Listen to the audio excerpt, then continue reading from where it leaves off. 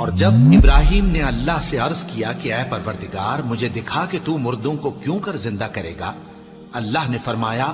کیا تم نے اس بات کا یقین نہیں کیا؟ انہوں نے کہا کیوں نہیں، لیکن میں دیکھنا اس لیے چاہتا ہوں کہ میرا دل اطمینان کامل حاصل کر لے۔ فرمایا کہ 4 پرندے لے لو،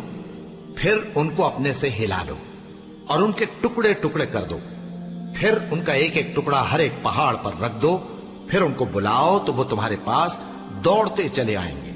اور جان رکھو کہ اللہ غالب ہے، صاحب حکمت ہے۔ جو لوگ اپنا مال اللہ کی راہ میں خرچ کرتے ہیں ان کے مال کی مثال اس دانے کی سی ہے جس سے 7 بالیں اگیں اور ہر ایک بال میں 100 دانے ہوں، اور اللہ جس کے اجر کو چاہتا ہے اور زیادہ کرتا ہے، اور اللہ کشائش والا ہے، سب کچھ جاننے والا ہے۔ جو لوگ اپنا مال اللہ کے راستے میں صرف کرتے ہیں پھر اس کے بعد نہ اس خرچ کا کسی پر احسان رکھتے ہیں اور نہ کسی کو تکلیف دیتے ہیں، ان کا صلہ ان کے پروردگار کے پاس تیار ہے،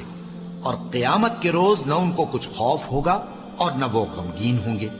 جس خیرات کے دینے کے بعد لینے والے کو ایذا دی جائے اس سے تو نرم بات کہہ دینی اور درگزر کرنا بہتر ہے، اور اللہ بے نیاز ہے، بردبار ہے۔ مومنوں، اپنے صدقات و خیرات احسان رکھنے اور ایذا دینے سے اس شخص کی طرح برباد نہ کر دینا جو لوگوں کو دکھاوے کے لیے مال خرچ کرتا ہے اور اللہ اور روز آخر پر ایمان نہیں رکھتا، تو اس کے مال کی مثال اس چٹان کی سی ہے جس پر تھوڑی سی مٹی پڑی ہو اور اس پر زور کا مے برس کر اسے صاف کر ڈالے۔ اسی طرح یہ ریاکار لوگ اپنے اعمال کا کچھ بھی صلہ حاصل نہیں کر سکیں گے، اور اللہ ایسے ناشکروں کو ہدایت نہیں دیا کرتا۔ اللہ اکبر، اللہ